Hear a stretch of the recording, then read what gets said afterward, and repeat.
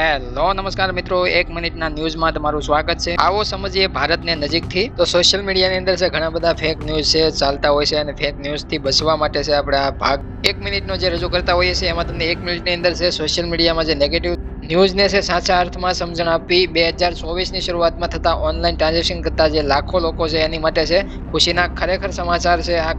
કારણ કે યુપીઆઈનું ટ્રાન્ઝેક્શન છે દિવસે ને દિવસે આપણે વધતું જોવા મળે છે। ખેડૂતો પણ હાલ દવાઓ અને ખાતરમાં જે જંતુનાશક દવાઓમાં જે ઉપયોગ કરતા હોય છે એમાં પણ અત્યારે છે પૈસા ટ્રાન્સફર કરી અને ખરીદી કરવાનું વધારે પસંદ કરે છે। અને બીજો ફાયદો એ છે કે ખેડૂતો અથવા તો અન્ય કોઈ પણ લોકો છે ટ્રાન્ઝેક્શન કરે યુપીઆઈ દ્વારા જે application PhonePe, Google pay, ભીમ, પેટીએમ આ બધી એપ્લિકેશનો અલગ અલગ જે આવેલી છે જે યુપીઆઈ દ્વારા તમે જે ટ્રાન્ઝેક્શન કરો છો એમાં મોટો ફાયદો એ છે કે તમારી કોઈ પણ પ્રકારની ખરીદી અથવા તો કોઈ પણ પ્રકારનું ટ્રાન્ઝેક્શન છે એની એન્ટ્રી પડી જાય અને એ એન્ટ્રી છે તમને કોઈ પણ ફ્રોડના મામલામાં અથવા તો કોઈ પણ સાબિતીના મામલામાં તમે રજૂ કરી શકો છો। તો આ બેઝિક માહિતી તમને આપી, પણ 2024 માટે છે શું અપડેટ થયું છે યુપીઆઈમાં જે ટ્રાન્ઝેક્શન આપણે કરતા હોય Google pay, phone pay, Paytm દ્વારા માત્ર 1 લાખ રૂપિયાની લિમિટ જે હતી અથવા તો તમે એકથી બીજા ખાતામાં છે ટ્રાન્સફર કરતા હો છો 1 લાખ રૂપિયાની લિમિટ છે યુપીઆઈની તમને જોવા મળતી હોય છે।